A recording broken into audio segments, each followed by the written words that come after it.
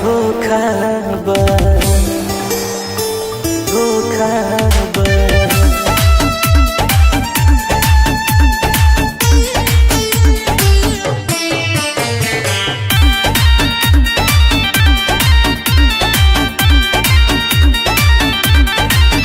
हम अब सुधर जाई मौका बा, प्यार न कर खाली धोखा बा।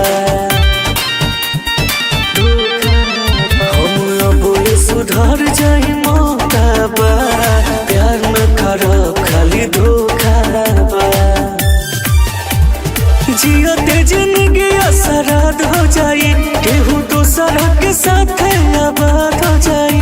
और पहले से मिलल अनोखा बा। हम अब सुधर जाई मौका बा, प्यार न कर खाली धोखा बा। अब सुधर जाई मौका बा, प्यार न कर खाली धोखा बा।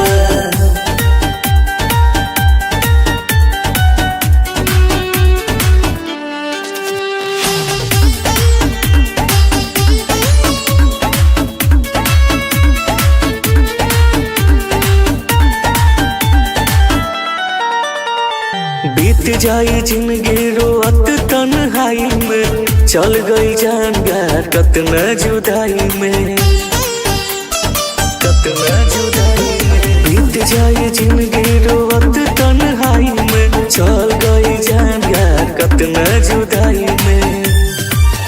हम देव नहीं केहू के दिल यार रे, केहू बुझ नहीं पाई हमर दिल यार रे।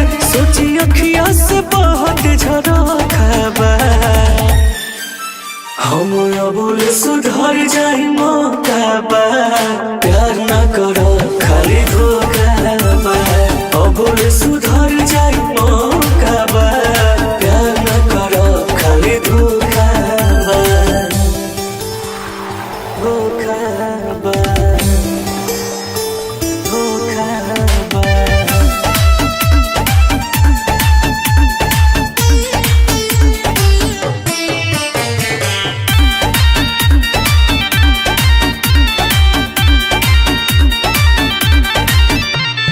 केहू नहीं समझेला मनवा के भावना, बिन सुरीला प्यार भइल बा खिलावाना,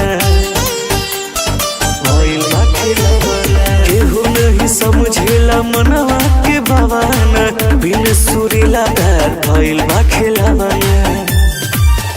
अब दिलवा लगावे के हिम्मत नहीं खे, इत दुनिया में प्यार के कीमत नहीं खे।